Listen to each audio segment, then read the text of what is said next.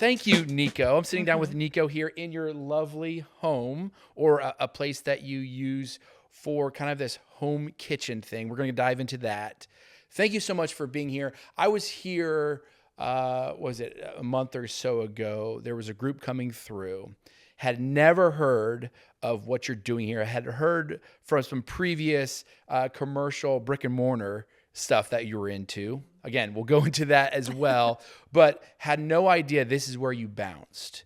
I walked in, and I'll be honest with you, Nico, I started looking around and I was like, whoa, this place is like, it had an energy, it had a vibe, if you will. I couldn't help myself but walking around just looking at things, almost like a mini museum, if you will, of trinkets and different things. Let's dive in here. Thank you for being here. Where are we and what are you up to? Oh, gosh. Okay. Well, we are at Burning Cedar Sovereign Wellness. It's an intertribal community wellness center for the Native community in Tulsa. And we're on Brookside. And so really it's like an urban community center for the indigenous people in Tulsa. I love that. I love that. And what do you do here? So this almost sounds like a little bit of a refuge, if you will. Yeah. A wellness center. What are you doing here? What things did you find maybe a hole in the community that you're in? What are you bringing to that community? The Native community here is very large, very vibrant, very full of life, but the city of Tulsa doesn't or hasn't had a hub for that community. There has never been like an intertribal community center like there are in other large cities that have large Native populations. And being able to travel in my work, I got the chance to visit a lot of those centers and thought, why don't we have something like that in Tulsa? Mm-hmm. We have plenty of events and activities and things for the Native community to get together and do things, but a lot of times they're really scattered around. They're through a church or they're through the tribal headquarters, which means traveling outside of the city of Tulsa. And a lot of times that's a barrier for people in this urban center. And so that was kind of, I guess, the need that I saw. And as a chef by trade, my connection with my community is really through food and through education about health and wellness and reconnection to culture through traditional indigenous foods. And so every time I would, do these different events, where I would bring food, I would cater the lunch or cater the dinner or do a food demo or a cooking class or something like that. People would always express how much they really wanted to reconnect to our traditional foods. And, they would say, where can I come get this? Where can I access this? And again, there wasn't a space for that. Right. And so that was kind of how the idea really came together, was needing a kitchen, but needing it to be more than a kitchen, I guess. I love that. Starting with food, but it's more. Yeah. So let me back up a little bit. I had heard that Duet was opening a downtown commercial kitchen. And I heard of this name, Nico, this executive chef that was stepping in and was just going to crush it, in which you did. Thank you. Was that your start, or did you have other ventures before that? That was at least my knowledge of when you started. Yeah, that was probably 10 years into my career, actually. Okay, so at least. Okay. I mean, as far as being a chef with any kind of name sure. to me, but I mean, I really started in earnest probably in 2006 in Tulsa, just working my way up the ranks of, professional kitchens. Sure. And so that was all the way at the bottom of the, of the brigade. Tell me about that. What were you, first introduction to kitchen? I grew up cooking in my parents' kitchen. My mom and my dad are both really good cooks, and we always cooked everything from scratch and ate meals as a family. And so that was my background. But I didn't get into professional cooking until I was in my early 20s and really just needed a job. I had been waiting tables for years and bar backing and bartending and stuff, and needed a job with a steadier paycheck that didn't hand you wads of cash at the end of the night, because I was very irresponsible with that. Got it. And so really, yeah, it was a financial means to an end, but it ended up being something that really clicked with me, and that I found I excelled at without having to try too hard, which is the sweet spot, I guess, for anyone. So I started at the Petroleum Club of Tulsa. Okay. All right. Yeah. Which back in the day, a private members only club, lots of oil executives and stuff like that, bankers downtown. And I just worked a salad station and just kind of worked my way up the stations from there. And the second I decided it was something that I wanted to pursue, I'm just overly ambitious and rushed my entire career to where the next jump that I did was taking a sous chef position. Okay. And so it just kind of snowballed from there over Got the it. years. But the first, what I think of as my real like kitchen where I kind of came into my own and learned so much and really held a leadership position that was, meant something to me was at Lucky's on Cherry Street. Okay. Yeah. Under Matthew Kelly. Okay. And so I ended up being the chef de cuisine there for many years before deciding to kind of take a hiatus and venture into the craft cocktail movement that was booming at the time in Right. 2014. Right. And so I did that for quite a few years. And that was at Mixco. But again, I just couldn't stay out of a kitchen. So we built a kitchen at Mixco. My good friend Jared Jordan. I was just about to mention Yeah. Jared Jordan. Okay. Jared and I go way back, and so when he kind of offered the little escape from kitchen management that I needed in 2014 when I kind of got burnt out from the chef de cuisine role and wanted to try something new, and so I became the mixologist or whatever you want to call it. Sure. I hate that word, but that's what it was. Craft cocktail specialist at Mixco. Sure. And then after a couple years of, just doing cheese plates and stuff like that, we both couldn't help ourselves and turned a private dining room into the tiniest little kitchen that he somehow fit into like a closet-sized room. Dude, it's so funny. I know probably way too much about this. I toured it. I can't remember what year it was, but he was basically explaining, Jared was, how he engineered or figured out how to run the exhaust for the vent hood through the bathrooms. Yeah. And out the side of the building and engineering this very small micro kitchen. I It don't know was if you would very consider- ingenious. Yes, Yeah. I mean, yes. he catted the whole thing out. Like, he's a man of many talents, a jack of all trades, if you will. Sure. And so, yeah, he found a way to fit exactly everything that we needed and nothing that we didn't. So it's actually a really efficient little space. Yeah. And it was really fun for a long Right. time. Right. Until Tuck Curran came calling and said he had this cool new idea for, the trendy hotspot downtown Right. in the arts district. Right. There was jazz involved, and I said, it was time. It was time for me to move on and write a new menu. So I love that. Let's go back a little bit. You said you got started at Petroleum,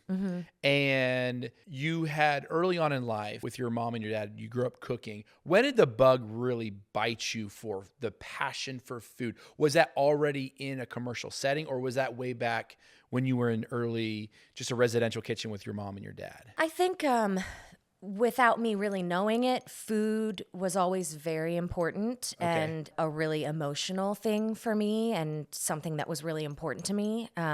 Even, once I was out on my own, I moved out of my parents' house at 17 and, had my own apartment, and my apartment was always the one that everybody came to because I would make dinner for everybody, even if it was, just some usually really cheap stuff that I was able to throw together, or, leftovers reinvented, or stuff that I had scrounged together that was being thrown away at whatever restaurant I was working at. I liked to provide that for people. It always made me feel good. And my favorite memories and experiences growing up were always around the dinner table or in the kitchen, or, so, in hindsight, it makes a lot of sense. And my mom was always the one that even when I was a teenager said, you should really think about going to culinary school. And of course, because my mom suggested it, I said, I'll never do that. That's just, no, I absolutely won't. But of course, she was correct. It was actually a really great idea, and I probably would have saved a lot of time. And who knows where I'd be if I had listened to her and gone to culinary school at, 20, 21 years old. But, Right.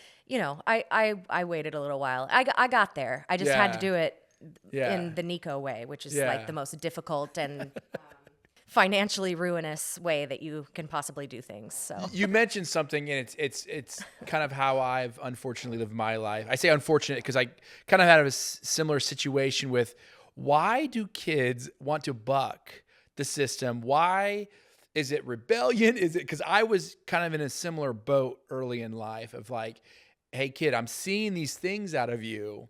This might be a smart move to take. And we're like, no, F that. We're doing our own thing. Right. In your experience, can you speak to that? Is that just the nature of who you are as a person? I would love to kind of explore maybe a little bit of that rebellion, if you will. yeah, you would think that you would listen to the person that has known you literally your Right. entire life, like since before you were breathing air.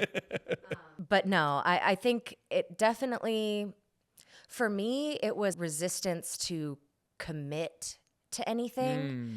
And it's why like college didn't work out for me. I could never pick a major. I could never pick a focus. I knew that I wanted to be an artist. I thought that would be something in music. I had always loved to sing, and I thought that I needed to just wait. This is such a cringy thing to admit to, but it's the truth. And that is that I, in the back of my mind, like was just waiting for somebody to invite me to be in their band.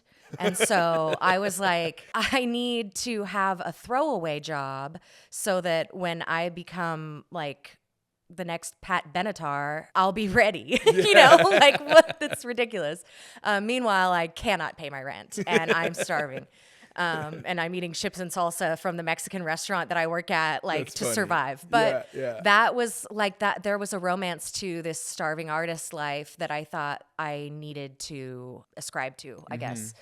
And so I just really didn't want to like commit to anything big, like a career like that, which I think is pretty standard. I mean, I did get around to figuring out the culinary arts part of things around the age of like, I guess I was probably like 24, 25, which I think is right in there where you're figuring shit out. Yeah, I think it took me actually like being desperate and having to do it, and then finding that there was real artistry in that, and finding that there was still that element of like danger and like pirate ship nonsense in a kitchen that I craved, So it's like, you might as well be in a band. You're just not in a van on the road. You're making a paycheck and you're, accomplishing something every day. So you were with never in this a band crew though. of- You were never in a band. You never made it to that not point. when I was not when I was in my 20s. I am now. Okay. Like There we now that go. I'm 40, I like just did things a little backwards, I guess. I don't know. There's no rhyme or reason to it, but yeah, I think that's part of it, is like the rebellion of it, the just needing to see, like explore all my options, see what the world holds, and not want to get tied down to one thing, because I just didn't ever want to have that job that I felt like I couldn't, that I was, that I was stuck with. I wanted to be able to run off and move somewhere at the drop of a hat, or, and so it took me quite a while. Do you have any to brothers or find- sisters? Yeah, I have one little brother. Okay. Yeah. Is he the opposite of you in a lot of ways? Almost every single way. We have the same sense of humor, but then he's like, first of all, he's like 6'5" with blonde hair and blue eyes, and which is not me. Right. Sure. And he's a meticulous planner. He's very deliberate. Okay. And I was always more fly by the seat of your pants, like just jump and the road will appear before you. And luckily for me, it has, for the most part. I have a really great safety net in my family to help me when things got really bad. But yeah, he's definitely I think I made a lot of his mistakes for him. That's funny. Home dynamics always intrigue me because there's stereotypical like firstborn, secondborn, but it's not always the case. And it's interesting, even with my own kiddos and understanding how they function, because going back to like your mom's advice early on, like seeing things in you innately from an early childhood or whatever, whenever she saw, hey, there's a passion here, you should probably follow that. It's always interesting. But then also on the flip side, you saying, you know what, I don't want to be tied down. That makes a lot of sense as well, is because you like the idea of being free to do and the passion to do whatever you want. Yeah. And I usually, definitely have a lot of those like firstborn daughter characteristics. Okay. But there's also the characteristics of like my parents were very strict with me growing up. And so that's why like at 17, the first second that I was like, I got to go out and I got to do all of this stuff all at one time. Yeah. And so, yeah, there was like a good, 10 years there where I was just like getting it all out. And then Are you finally from settled Tulsa down. area for the most part? No, actually. Okay. I grew up in California Okay. Until I was 13. And then at 13 moved to Phoenix, like Okay. Scottsdale Okay. Area. Nice. Yeah. And so I went to middle school and high school there. Okay. And then I moved to, my parents got transferred. My dad's in the oil industry. So lots of mergers and acquisitions. And every time that happens, he moves to a new refinery town. That's what happened as I was growing up. We moved. But it was right after I graduated from high school, they got transferred to Bartlesville. Okay. I certainly had no intention of moving to Bartlesville, Oklahoma. Mm-hmm. I knew nothing about it. I knew that some of my mom's family was from there, like the area. But other than that, just had no desire to follow Were they them excited there. to come back to maybe a familiar area, maybe for your mom or I think whatever the case? that came a little later. Okay. It was kind of like an interesting, like, that'll be, what are the chances that my dad, what are the odds that he would get transferred to a town just a couple miles from where my grandfather grew up, But at the time, I think it was just another move, I don't know. I've never really talked to her about her feelings about that part of it. Sure. Other than, in the moment of the move, other than after the fact, we've talked about, how we both agree that it was some form of like the universe putting us back in this place for a reason. So you moved to Bartlesville, be like, F this place, pretty much, for the Yeah, most well, part, or- I didn't move with them. I stayed in Phoenix. Oh, okay. By myself. Because I had already had my I really had one foot out the door. Like my senior year, halfway Already. through, Okay. I had signed a lease on an apartment before I even graduated from high school. Got it. And I wasn't allowed to spend the night there until my 18th birthday, which I turned 18 like the summer after I graduated. Got it. So Got it it. was one of those things. It was like I was ready. And so I honestly don't even know if they asked me if I wanted to come. It kind of just was pretty evident. They were like, what- we're going to Oklahoma. And I was like, enjoy that, But that was a lot more difficult than I would have admitted at that time. That they left and you stayed, and that was really hard for you? I didn't realize how difficult it would be to be that far away from my family, to not have them to, just pop over back at my parents' house. I didn't think it would be that big of a deal. But hindsight, yes, I struggled with that. And, Sure. I was in full on like wild child rebellion, like exercising my independence as hard as you could kind of mode. So, I wasn't really thinking about that. I was thinking about everything else that I was doing. And so it was a year or so of living on my own before I ran out of pretty much everything, like money, patience, like just everything. Sure. I just kind of was empty and needed to be home. And home was wherever my family was. Got it. And so I got on a plane and, I actually called my mom from the parking lot of my apartment complex where I had tried to back my car out of my parking spot and get to the gas station to fill my car up. And I didn't even make it out of the parking lot. Oh, no. And it was kind of like, okay, this is the last straw moment. And I called my mom crying and I was like, okay, I'll come. I need help. And Were they wanting you to come? yeah, at that they moment? really Okay, did. So they want. Okay, I so it like was a mutual thing. yeah, definitely. And again, my mom and I, we've had some conversations about what that was like for her, but not really because I just feel so guilty about making her so worried. Sure. But yeah, I know that it was really, really hard for her to be that far away from me and to know that I was struggling and to not be able to do anything for me. So she was just waiting for that phone call, like overjoyed to buy me a plane ticket. I feel like there's an element of restraint that your parents had. I'm Yeah. sure at some point Oh, in yeah. time, even though I'm sure they deeply loved and cared, but almost like, hey, she has to go through this on her own, and I deeply respect your parents for that. Yeah. And I can feel that, oh geez, there was an element here of wanting to save my daughter, but she need to experience that for herself before maybe that reuniting were to happen or that sort of thing. Yeah, I think they have always known me well enough to know that I have to go through it myself. I have to, Yeah. I have Sure. to drag myself through the mud Sure. before I'm gonna, allow my pride to get out of my own way and Sure. ask for help. Wow. And I'm still like that, but It not quite as bad. Often makes you really know? good entrepreneurs. It does. That personality type. Yeah. Yes, I can But- agree with that. But I did. I ended up, it was supposed to be 3 months in Bartlesville. And once I got here and, it was supposed to be 3 months, get a job, save up some money, go back to the Valley. And I just,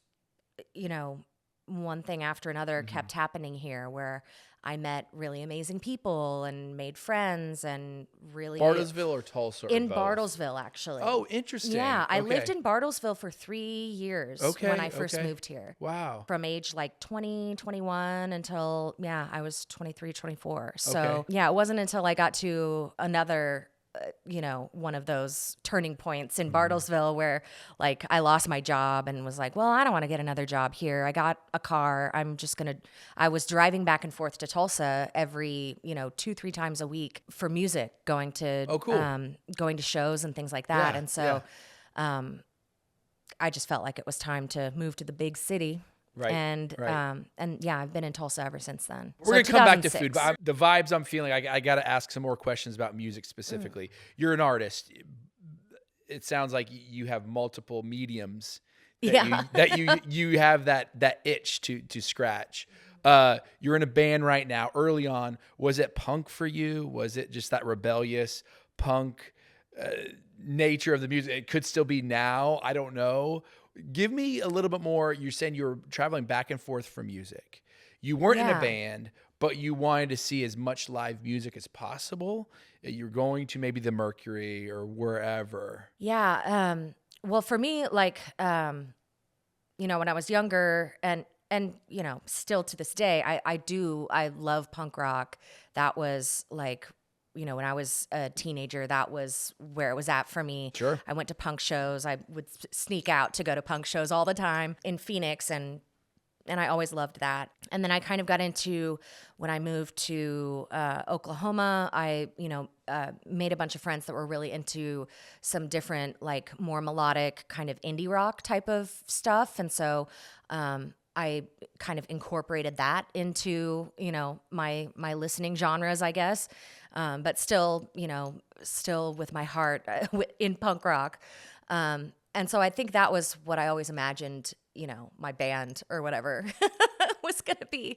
It was either that or like, I guess maybe sort of on the opposite end of the extreme, or maybe not, because I feel like jazz has its own elements of Sure. rebellion and punk Sure. rock Oh, to yeah. it. Oh, yeah. But as far as singing style, I always really loved jazz. And so that would be, what I would always be singing to myself if it wasn't like screaming some punk rock song, or, something that combined elements of the two of those things was even better for me. When I was going back and forth between Bartlesville and Tulsa, that was with some musician friends of mine that were in Jacob Fred Jazz Odyssey. At the time, they had a band called The Hamilton, and then just guys that would go and kind of do open mic nights at the Continental. I don't know. Okay. Do you remember that Oh place? yeah. Oh yeah. Yeah. Oh yeah. Yeah. So yeah, we would go to the Continental. Speaking of the dawn of mixology, that place, like, just Right. that was the beginning of, before Right. that was even a word. That was the beginning of it with Aaron Post. But anyway, that was kind of the beginning of it. Was they would have open jazz jams, and so I'd have friends that would come from Bartlesville and drive down there to sit in with Tulsa guys that were playing, and we would go to places like the Colony Sure. for different jam nights or concerts and stuff like that. Sometimes it was bigger shows like at Kane's Ballroom, Right. or sometimes it was just small things at Sound Pony, or gosh, there was Did you tons find, of little clubs. and that you're dropping so many different names that we know here. Did you find that the Tulsa music scene was one to be rivaled from like a bigger city like a Phoenix, where it had multiple, if you want to say, like boroughs, different places? So I lived in Phoenix for a time. So Oh, you had yeah? like North Phoenix, where I lived, Happy Valley area. And then you had like Scottsdale, but then you had the Tempe area, and you had all these different. Did you find that Tulsa early on, or maybe not even early on, whenever you were younger, it being more of a vibrant scene of like, this is cool, like this is happening, this is where I want to be? Yeah, I think it was different than when I was going to shows as a teenager or when I was in high school, because that was a lot of times either me by myself or me with a couple of my friends from school going to a show, and we'd be seeing touring acts or something like that, Sure. and we'd be going to different, like, art galleries that were having shows, or coffee shops, and different small DIY venues and stuff like that. And then bigger places, like, I don't even know if the Nile is around anymore, but in Mesa, that was a really good punk club. But those were always like touring acts, and so I didn't get as much of a taste of like my friends are playing music at these shows. I So I see. didn't really feel see. like that much Yep. a part of the scene, except seeing the same people at all the shows, because of course it's punk shows. So you're going to see the same Sure. set, the same crowd, going to see all the same bands because we all had the same, interests. But I didn't really feel as much a part of it, especially because I was restricted by like my parents' curfew rules and stuff like that. So like I was Yeah. kind of the one that would like pop in by myself and then have to pop out because I had to be home by 10, So I got to see like snippets of it. Got it. So coming to Tulsa was really like coming into my own of like being friends with the musicians and hanging out, and these being like my crew, my close friends that I hung out with every day, and we went to each other's houses, and all of that, just really feeling a part of it and Sure. supporting those local bands. And so it wasn't just the touring national acts, it was like that, the hometown scene, and supporting these bands and flyering, and back in the MySpace days, feeling like a part of it because I could post about the shows and say Sure. like, hey, my friends in the band Cicada or Black Swan are playing at Sound Pony, everybody come out, it's gonna be fun, Right. And even as far as like going to shows in Norman and Stillwater and Oklahoma City, like there was bands that would come through the regional circuit that I became close with, and so that was the draw. You said earlier on, you're like, this is a ridiculous thing, but I just expected to be like the lead singer of a band. Well, now I know why. Is like you were like behind the scenes and being, I would feel like very influential with a lot of these other bands. It seemed like that's the next step, right? Yeah, I Is mean, to I would have be your at own. like the, after Continental, we'd all go over to, whoever's house, and we'd just be sitting around the living room, like, playing, jamming, I'd be singing, and there would be, everybody would be joining in, and, that kind of a thing. So it was definitely like something that I probably could have had the cojones to just be like, hey, who wants to Let's start a start project? something. Right, Let's right, do right, something. right. But I didn't have that confidence in my voice or anything like that. I just needed somebody to push me into it, and that didn't happen for a really long time. Right. Yeah.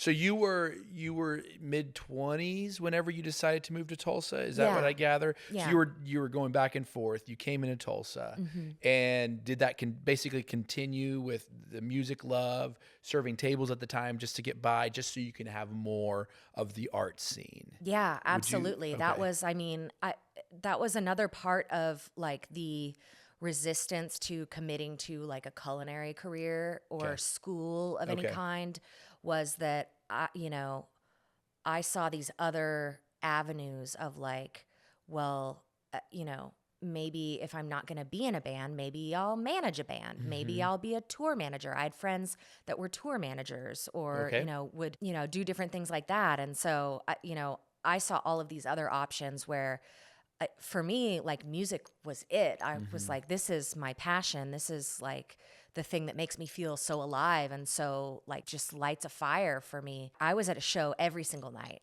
like it, and I think part of that was just the social scene of being in your 20s and not having that's the time where your friends are your family, right? And so Oh, sure. like just being a part of that was really important to be at every single show. I was that person that was at every show.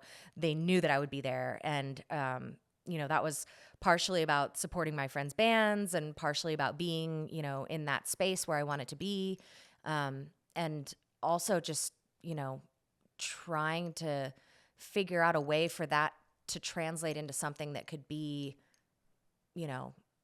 my life. Right. Because Right. that just seemed to fit for me. So yeah, it was, I kind of held out for that for a long time, but without any kind of actual idea of how to make that into a thing, I was Yeah. just like, well, if I keep hanging enough of these posters, or like, I don't know, like, if I, haul this band's gear and load in and out with them enough Right. times, like maybe they'll go on tour and they'll need a tour manager and I can do that. Cause that is honestly how that happens a lot of the time, Sure. like the people that are around that can afford to, take off work because they don't have a job that's going to miss them for 3 weeks. Sure. That's the person that you hire to drive the van. Right. Right. But yeah, somewhere along the line, I realized you have to have a paycheck. And, I was like couch surfing long enough that I was like, okay, it's time to It's get a job. time. It's time to get a real job. This is a great little segue here because I want to get into food, and now that I understand a little bit more of your music background, I feel like there should be, and please tell me, how much music has an influence, maybe early, maybe currently, on how you cook, why you cook the way you cook. Like, how much does music really have an impact on what you're doing today? I always have music playing when I'm cooking. It's something that inspires me. It's something that can, spark any kind of a mood or reverse any kind of a mood if I'm, in some kind of a mood that I don't want to translate into my food. That's always helpful. It's kind of always just been there and been a part of it. Coming up in kitchens once I did finally translate my career into, being in the professional kitchen, it was always a part of, it was like, who gets control of the radio today? Whose playlist are we listening to? Which line cook's band are we going to go see after we close the kitchen, because it wouldn't be surprising to find out how many musicians end up in the kitchen. I'm sure. There's a lot of overlap there between, that's kind of one of the ways that I even got into this was, all of my musician friends worked in restaurants. Right, So here we are. right. So, it did kind of go hand in hand. And there were even instances where, like with the Duet menu specifically, because Duet, the concept of that restaurant was a restaurant and jazz club, I used jazz as like a direct, almost like an allegory for the menu, and probably went, deeper than I really needed to. But Let's get I'm a into nerd that. about that. Yeah, let's get into that. Give me specific dishes and why you felt this should go this way instead of that way. Oh gosh, I'm gonna have to start thinking of like what dishes we. It's been a while. Sure, It's been like sure. 5 years since those menus. But the concept for me it was such an open concept when Tuck came to me and said, like, we're looking for an executive chef. What kind of menu would you do for this? His guidelines were that it needed to be colorful, very vibrant, like exciting, fun food with bright flavors. And that was really it, It was just like quality food, bright, fun, colorful, and go nuts, you know? Was this building that menu, was that so exciting for you? Like, It was oh fun. my God. It was really fun. There wasn't a moment in it where I was like, oh, I'm really nervous about this, like definitely not. That was something that I was like very ready for. I had already done the menu at Mixco myself. And so it wasn't, and I'd been doing specials menus at Lucky's for years and years. So it definitely, it wasn't my first rodeo doing that menu, but it really was the first time that I had just it was a full restaurant, full kitchen, full staff. There were no limitations. It wasn't like, okay, what can you do within the limits of bar food when you've only got one, maybe two people in the kitchen, Right. and the food has to be Right. super fast, has to be eaten fast, has to be prepared fast, It was the first time I could really be that creative. And I really was excited about the concept of jazz being involved, and the idea that that hopefully this would be a place that, like, people that were there for jazz concerts and shows at the club would be coming to the restaurant beforehand. And so I knew that, like, there would be people that got jazz that would be coming. And I thought elements of that needed almost to like be a in the pre-show, restaurant. like a Yeah, like this I love is that. I yeah, love this that. is Yeah. your, whetting your appetite for the music part of things. And so the concept for me was that, jazz musicians will always, usually start from jazz standards, right? That's kind of how jazz works, is there are all of these jazz standards that are tunes that have been written and then reinvented since the beginning of the genre, and so everybody's been singing and playing How High the Moon since like the 30s, but Right. putting their own spin on it. So it's a song that if you listen to jazz, you're going to know that tune, but everybody that plays it is going to play it a little bit different, and that was kind of what we wanted to do, was take new flavors and new ingredients and apply them to something that's really accessible and really recognizable for people. And so that's kind of, that's what jazz is. It's a song that everybody knows, but you play it different every time you play it. And every musician puts their own like spin on it. And so that's what I wanted to take a menu and do. Because it's an entertainment district restaurant, it needs to be foods that people recognize, nothing that's going to push people too far outside of their comfort zone. It's things that they know and love, but done in a way they've never had it before. So that's really what I did, was I just wanted to, infuse all of these different dishes with something surprising.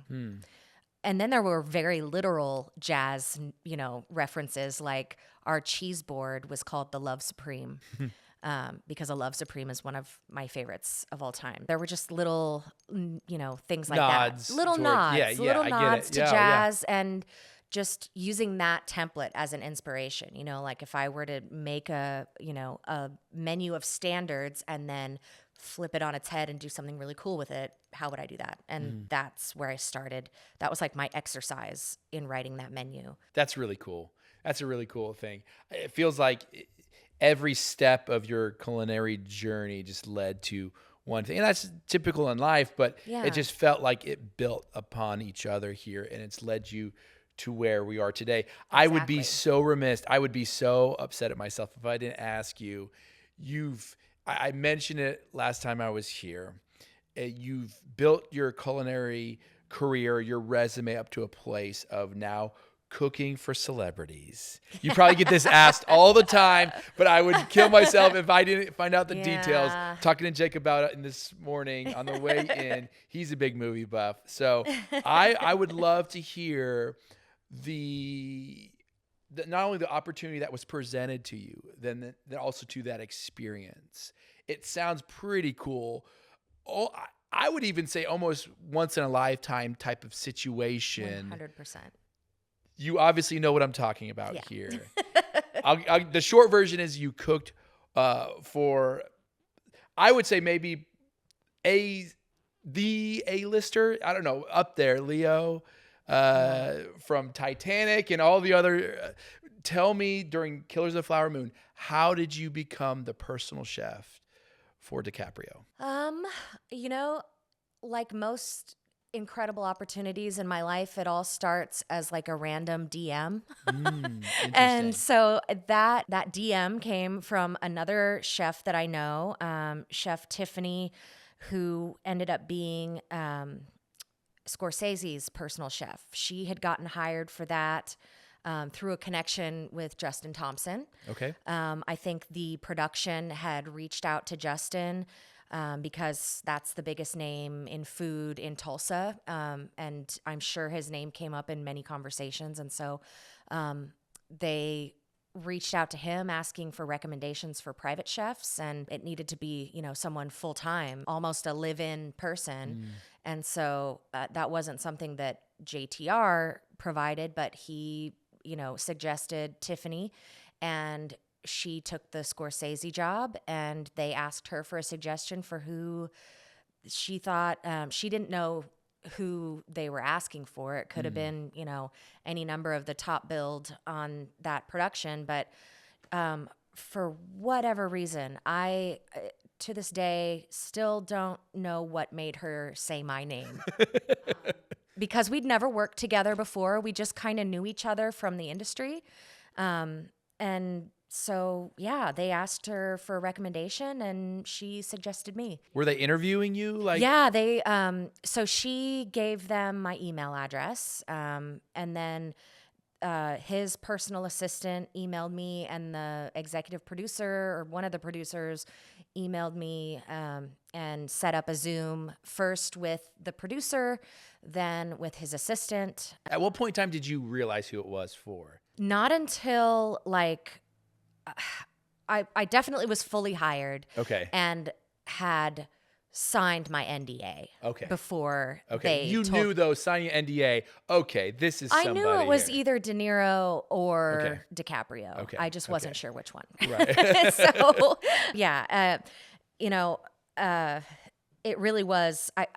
I kind of figured who it was, but it just, none of it really seemed real until like I actually was, you know, on the set and there and met him. And it was just very, very surreal, I guess is the word for it. And, you know, Hollywood just kind of descended on us at that time while they were filming that movie, because it really was like the biggest production that's ever happened in Oklahoma for sure. And so I was just immersed in like this whole completely different world. Like Hollywood operates on its own thing. Yeah. Its own rules and its own, you know, Sure. time was different. My life was completely upended for, I mean, that was a good 5-6 months of my Wow. life. So it was just like living in this little bubble of, you know, I was basically on call. That was my next question. How often were you doing this? How often did he need a special meal or a meal That at was all? pretty much the main focus of those interview Zooms was, are you, you know, obviously finding out like if I'm a total wacko, you know, am I safe to be around Leonardo? Right. And then am I flexible enough to do this? Because he had a very strict, very specific diet, very specific dietary, both needs and wants. Oh, interesting. And then also, Was that hard for you to like navigate that world of? it wasn't something that I necessarily had experience doing, you know, because there are chefs that is their entire focus, is that they do specific dietary and they do meal prep, and that, you know, they're a personal private chef that caters a dietary specific menu. I'm not that chef. You know, you know, it was definitely not my thing, but I am a very creative chef and I learn very quickly, and I love love research. And so I think that is what qualified me for that job, is that I made it pretty clear to them that any kind of food they wanted me to make, I'd be able to make it. You know, if you need me to become an expert in like, you know, medieval Chinese cooking, I will do that. I don't even Luckily, know what it that wasn't. is, Yeah, I don't but even know. Yeah, luckily it wasn't that. But I made it pretty clear that I was very adaptable to that, and also that I was fully able to, like, I had no other commitments going on, no side jobs, nothing else. I will be full time. You know, anything you need from me, I'll do it. So when you said where you were on call, does that mean you were on set? Obviously, he had a hotel or a house that he was staying in. Like, does that mean you were living in Pawhuska for 5 to 6, or were you going back and forth depending on when they needed you? I was going back and forth. When it first started, I was on for breakfast, lunch, and dinner and snacks. And That's a lot. it is a lot. Yeah. It was, it took a lot of planning. And I really had to like feel my way out on that. 'Cause again, like not really the type of chef that I've ever been. So it was a lot of, you know, learning to plan ahead. But as it turned out, the chef on set was really great, the craft services chef. Okay. And so Leo was able to eat breakfast on set more often, or, you know, eat lunch on set. So as the production went on, I really became just needing to do like snacks and dinner. Just for Leo. Just for Leo. So Okay. Leo is Leo and his team. Okay. So he had a house in Tulsa and a house in Bartlesville, which we would commute to and from. If he was in Bartlesville, sometimes I would be in Bartlesville. And then, you know, I had a living stipend, so I would be able to get a hotel room. Or what I actually did was I got an RV. And so love I that. would, you know, I could be on set if he needed me on set that day, or I could, you know, park it at my parents' house because they still live in Bartlesville, and I would cook in their kitchen, which they absolutely loved. Like I it was, bet. it was a wonderful time for them and for me actually, because I got to spend a lot of time with them cooking. My mom has an incredible kitchen, and so I would, you know, my dad would wake up in the morning and be like, "What's Leo having for lunch today?" And I was like, "Oh, he's having this." "Really? You're making him that?" "Okay." Yeah, that's You know? really cool. So it was really fun that I got to spend time with them. But the majority of the time, I was back and forth between his house here in Tulsa and my house, and I cooked everything at the house that he was staying at. I had a whole pantry full and all of my equipment there, and kind of just moved into the kitchen there. And so the majority of the meals when he was eating dinner, a lot of the time was in Tulsa at that house. And I would be cooking for him and his driver / bodyguard guy and his assistant / godson who was with him, and his girlfriend. Okay. So that was kind of like the household that I was cooking Got for. it. Got it. Can we hang here a little bit longer? Because Yeah, we're it's fine. going over on time, but All I am right. now like top like percolated thoughts right now of this, because you obviously, this is such a niche within a world. Yeah. And understanding kind of like on the personal food side of a lot of these big name actors.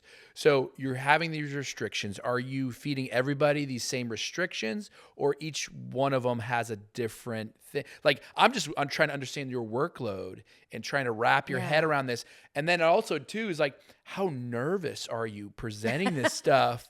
And like him just like shoving it back in your face that this is shit. Get us a new chef. Like that's what's going through my mind, is how crazy of like, I don't know, emotionally, how were you? I mean, Yeah. was this hard on that side of things? The first week was like a trial run, you know, so that was the point where they could have said, "Get her out of here," you know, and so that was a little nerve-wracking. Luckily, he's a really down-to-earth, like, sweet guy, so he wasn't the kind of guy who would, you know, throw the plate back at me and tell me it was terrible.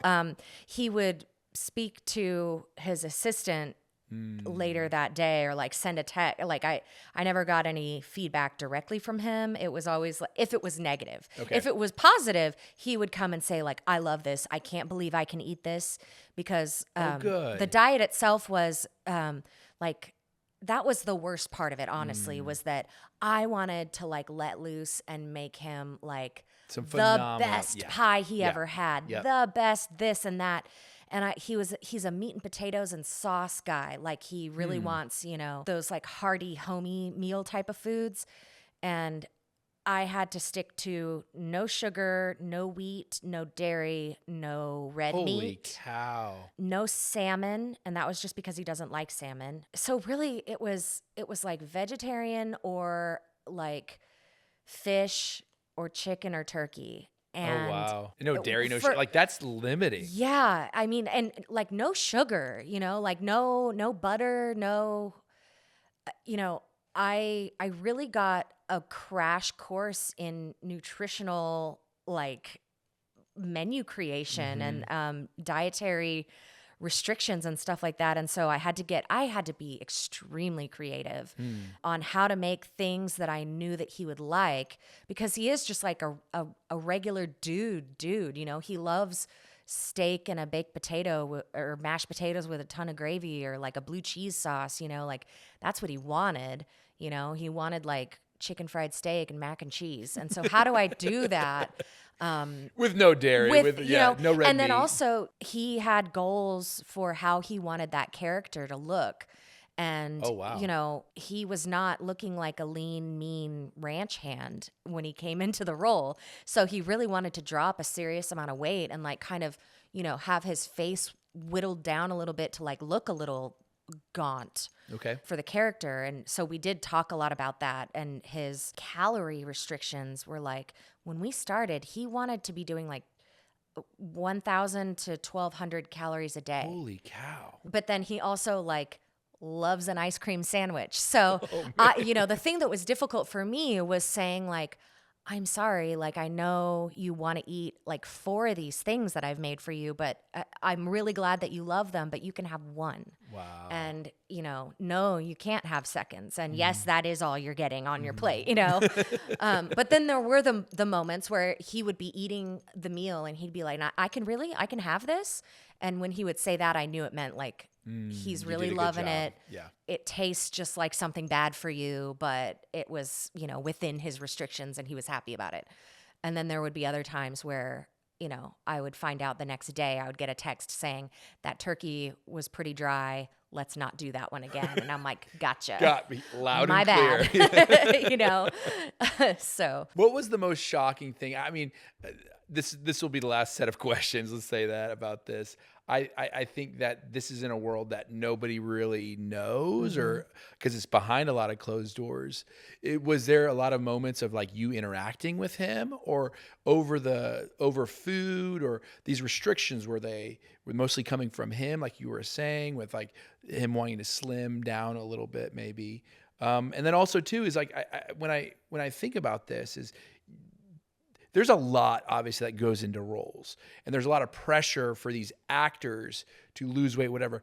That's pressure for them, but then that's also trickled down to personal chefs as well. Yeah. And I don't even think about that a lot of the times. But now, not only does he have pressure for performing and different things, but then that's now trickled down to you. Now you have that same pressure because this is what you can have, no more, blah, blah, blah, like the things that you just talked about. So anyways, let's go back to the initial question here. How much interaction did you actually have with him personally? Did you think like, again, I am in a dream world right now because I am doing something that I've never thought would be possible? Yeah, I mean, it was like, even looking back on it now, it almost feels like, did that happen? Because it's like, I have no photos of it. It was very much like,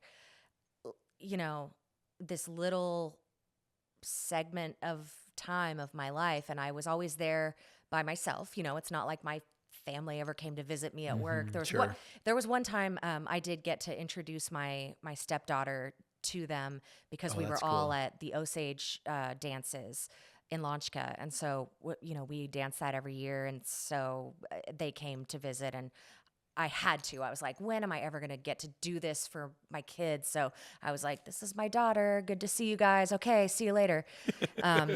But the rest of the time, I'm just like living in that world by myself. And then I would come home and, it was like, hey babe, how was work? And I'm like, well, I made a gluten-free, pasta for Leo, and he like had the masseuse come, and he's having a massage in the middle of the living room while I'm making dinner in the same room. And I'm just like, Leonardo DiCaprio's laying there, and I'm just like, And you're trying to what be like, is this? what world am I is living this in? real? But it became so commonplace, it would just be like, Leo and this like incredibly gorgeous model are like swimming and hanging out on the patio with Robert De Niro's son, and who came over to hang out with his, godson, and like they're just hanging out, and I'm just in the kitchen, and they'll come in and be like, hey, can we, get dinner in like 10 minutes? Yeah, that's cool. And I would bring it out onto the patio. It was just very normal. Wow. In that time, Yeah. and they were always very friendly, and like his whole family came to visit while they were shooting, because this is a long shoot. Like that's a lot longer than a normal movie shoot usually. So he had his family come and visit, and his girlfriend's family come and visit, and they would have big family dinners. I'm in some family pictures. Like it's very odd, but it just was very normal at the time. But then once the last scene is filmed and we're wrapped, they're on a private jet and they're back to LA, and you never see or hear from them again. It's like such an intimate thing that, I literally talked to Leonardo every single day for 5 months. And then obviously like, we don't text, like I've not heard from the guy, like I'm not getting birthday cards. So it's like, that was just, it's a moment in time. And then the production picks up and leaves, and it's over. Wow. And it's just like memories to look back on. So it's it's just crazy. And honestly, he usually has a private chef who does movies with him, who is his godson's father, who's a restaurateur in LA, very well known and talented chef. And so usually like it's a family affair, and this guy is one of his best friends and also his chef that goes on location with him. But he was in the middle of opening a new venture, and so that's why he couldn't come and do this. And that's really the only reason that I even ended up with that job. So yeah, it's just very like intimate experience, and then when it's over, it's over. Right, and, right. Yeah, just everyday, very casual, like normal thing, which was a great experience. Like, he asked me for recommendations on what to do, where to go. I did feel personally like really invested and responsible for, how he felt on set, whether he was, going to be hangry all day or whether he felt good, because a guy going down to like 1,000 to 1,200 calories, like we did have some issues with that, where he was like needed, like I would make these little 3-bite meals, and it would be like a whole elaborate meal, with like a sauce and, but it would be like 1 meatball and like 3 bites of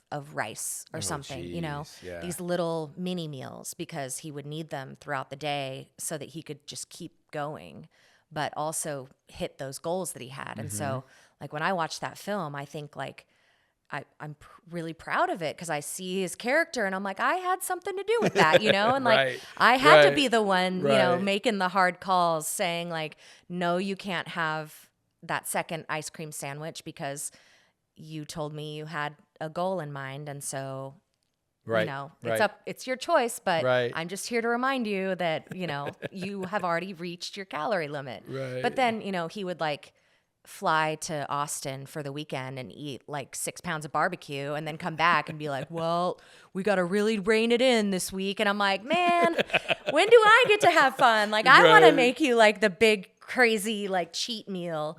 I never got to make a cheat meal. Yeah. That's the one regret. All right. As we close this up, I want to come up, bring it back to where we're at today. We've kind of explored a lot of your history. Yeah. We explored a lot of these very creative fields that you've spent a lot of time in. And now you're pouring it back into your community, back into the people you love, back into the roots of who you are. What excitement, what are the things that you're doing here that you're really excited about, that you're wanting to push forward and grow? or move into that direction of like, this is my lot in life. This is what I'm called for. This is what I'm really excited about. There was a big shift. I left Duet because of the pandemic. And then immediately after, well, not even immediately, I had like a long period of unemployment, and then basically an entire year of unemployment, where I did a few catering jobs here and there, but I rolled right into the Killers of the Flower Moon job. And then, that was 5-6 months. And then after that, it was like, okay, well, what do I do? I was kind of at the point in my career where I don't really want to go and run someone else's kitchen. I feel like I've gone beyond that. But I also knew that I had absolutely no desire to open a restaurant. Had not, will not ever want to open a restaurant, even though that is what everybody asked. When are you opening a restaurant? Never. So, I kind of, after getting that film set experience, kind of realized that there were other ways to be a chef, and there were other ways to be creative, and there were things that were more important to me than the food alone.